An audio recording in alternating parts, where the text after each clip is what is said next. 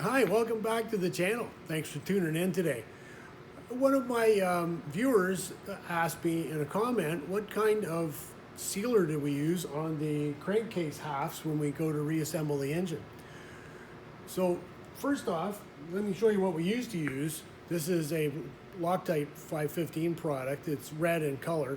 That's why perhaps when you cleaned the crankcase off, there was sort of a red or a pinky color material. That's what it was. Quite a while ago now. I was going to say very recently, but no, quite a while ago now. It's been switched over to this product, Loctite 598 black RTV silicone. Not just any silicone that's black, this kind. Nothing else will do. I won't use anything else but this. So I'll show you how I put the sealer on the crankcase and let you know a couple of the things about what's very important. One of them is that you have everything ready to go, period. You can't walk away, look for a socket or something. If you do, it's going to cure faster than you want it to, and then you have to start again. So I make sure that I have everything out, everything is ready to go. Bolts are cleaned up, everything, well, these are new bolts, but everything is ready to go. And the other thing is how much do we put on? I've seen some videos on the internet where the engine goes back together and it's like gushing out everywhere. Way too much. These two surfaces almost are a perfect fit from the top half to the bottom half of the crankcase. It doesn't need half a tube of sealer on it. It needs just a little teeny spread just to fill in some little imperfections. So we don't want to put too much on.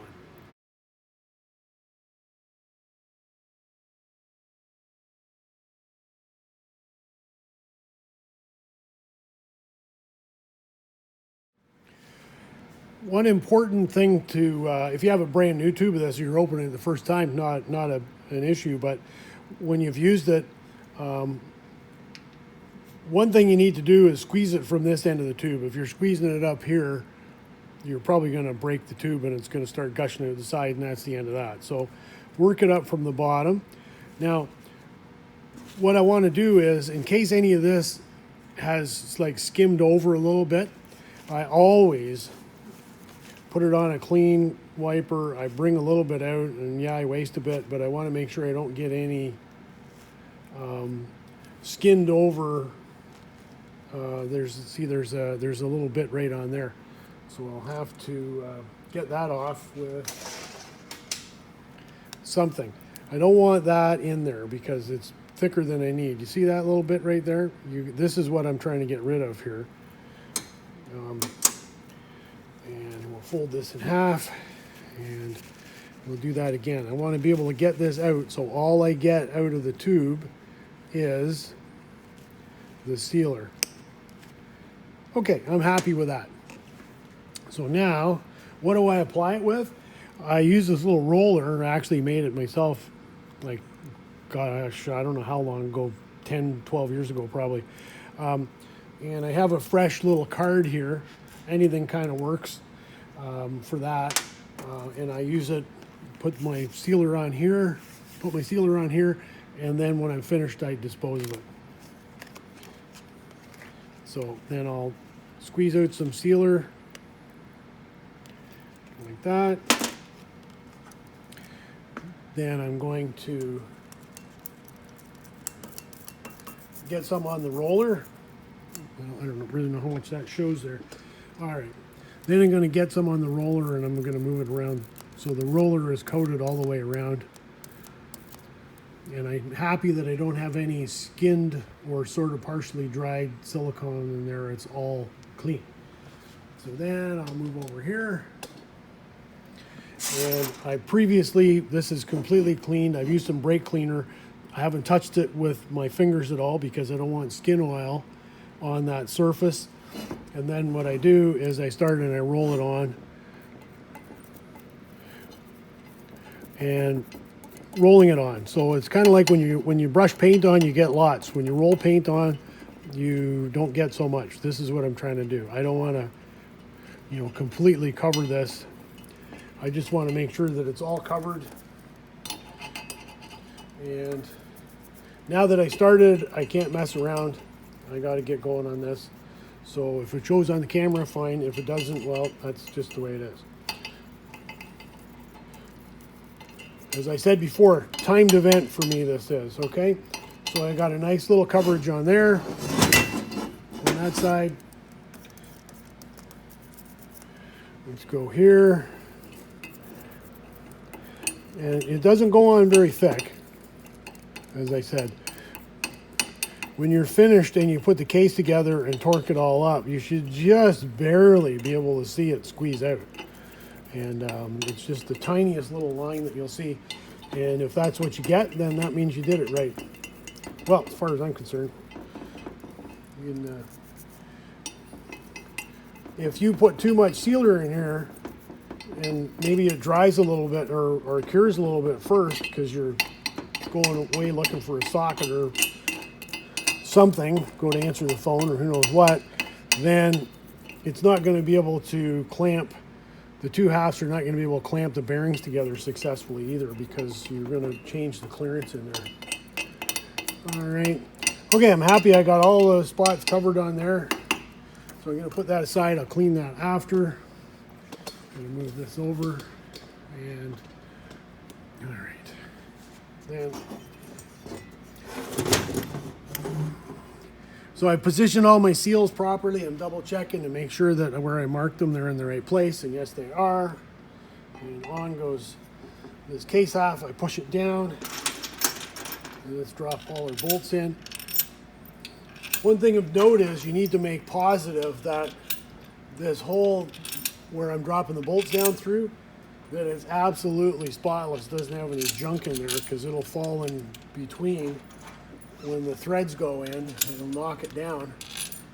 And then you'll end up with a wedge in between the crankcase, and that's never good. That's not what we want. Okay, so, whoops. Now,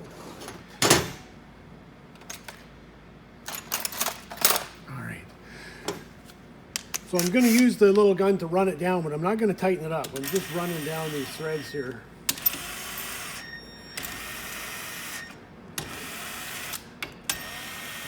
Because remember, I said this is a timed event. If I miss on this, I got to do it again.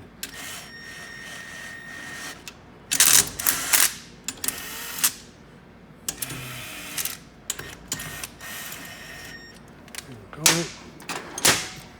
6mm socket for these front guys. And again, I'm not making them tight. I'm just running them all the way down so they're close to where they need to be. So because there's no dowel pins on these two halves, it can move around kind of wherever it feels like going. So what I use is an old ignition plate on the back, on the ignition side, and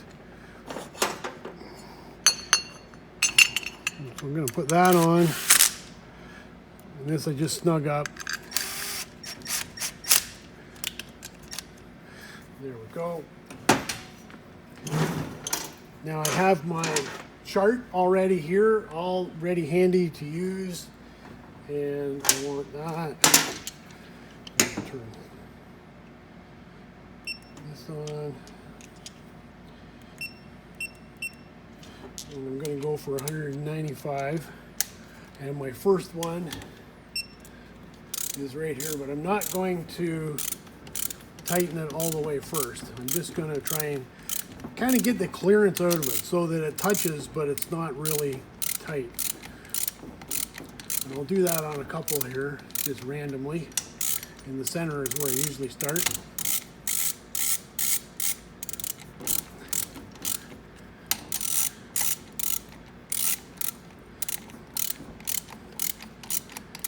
There, now I'm getting down close. So now I'll use the flashlight because we want to make sure that the case is together properly. So, and again, hopefully this shows up, but I don't have time to stop and make sure. So I'm using this straight edge to see if I'm straight in here. So in other words, is it this way or not? So I'll hold that up there and shine the light through.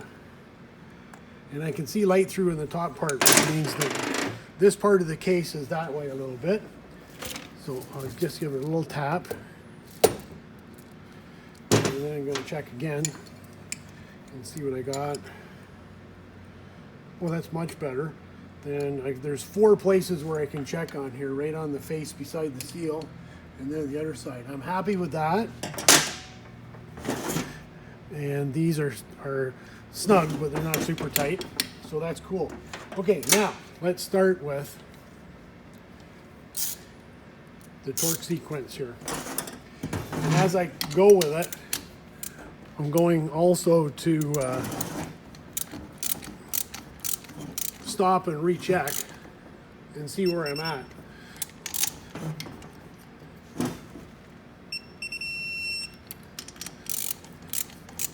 Because I want this case to be together, aligned on the ends like it should be. If I'm going to put a gearbox on it or a prop drive on it, I want that prop drive or gearbox to be able to go against a flat surface so it's not stressing it out.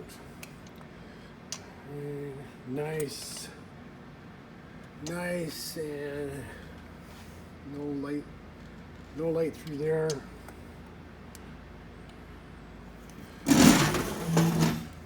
Spin it around, give it a quick check this way. Nope, looks fine to me. All right, perfect. Okay, so now I'm going to go to full torque because I'm happy it's not going to slide around. So using the diagram course C, I had that all ready to go.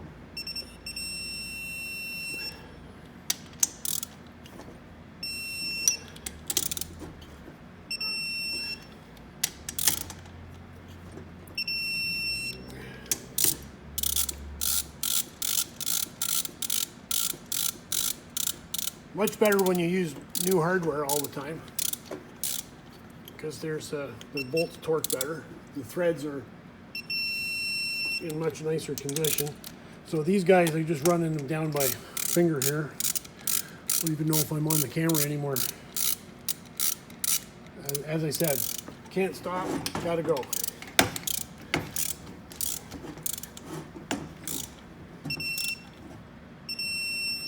Six. Number 7.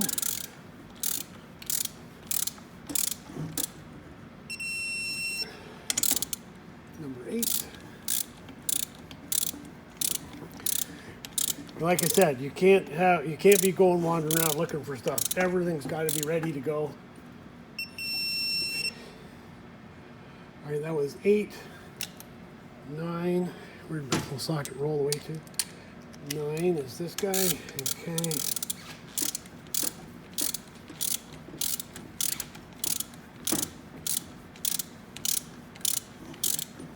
We're getting close. Yep. 10.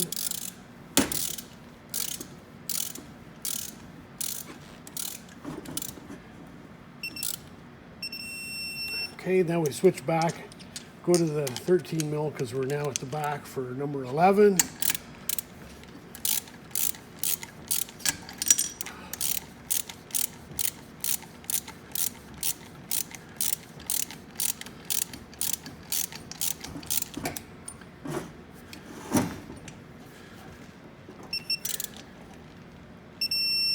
All right, and then 12. We're getting there. There's only 14.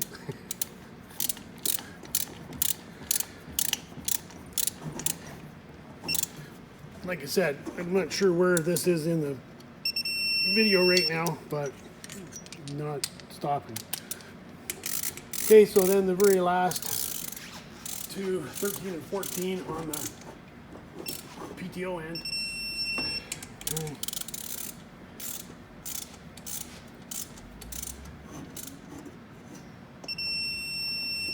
Okay, so final quality control here. I'm going to look again.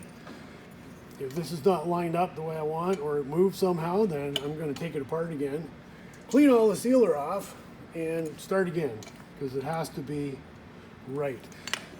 Okay, so now, let me see here, we can move this. There, now the time crunch is gone. Well, sort of. So I'll show you what I'm doing here with the with my little machinist square. There's a flat part right here, so I'm placing it right against there. So I'm gonna check it right there, there, and right over here. So what the idea is that I'm going to put it square against here, shine the light, and make sure that it doesn't have a big gap in it with light showing through.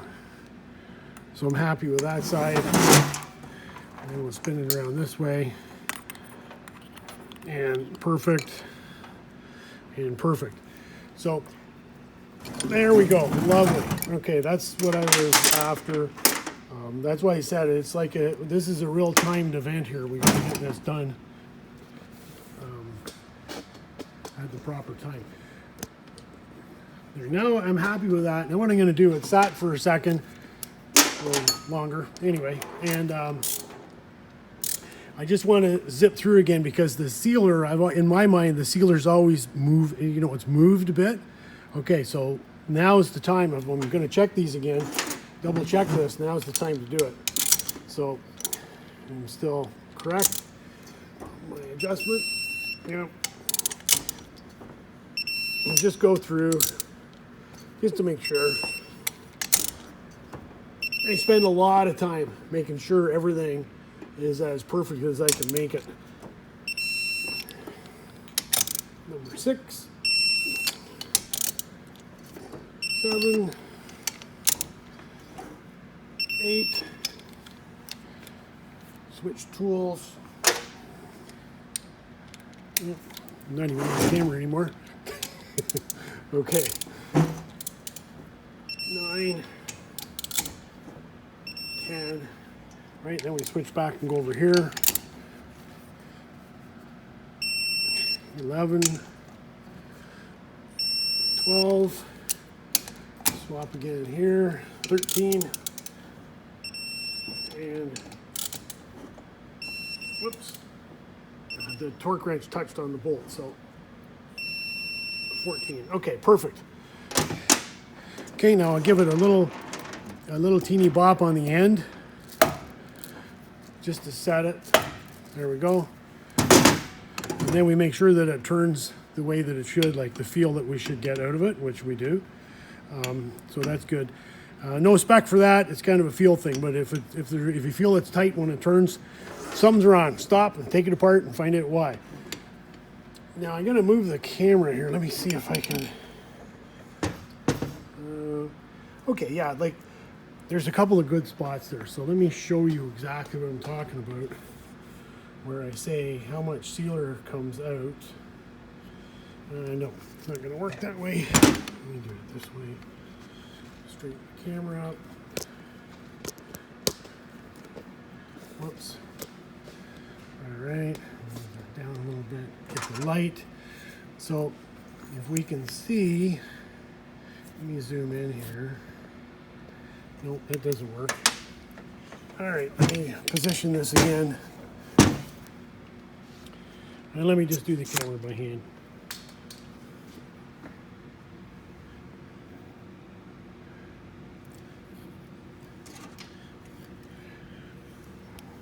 So just to come in here so we can see where we are, this is our case half here at the mag end.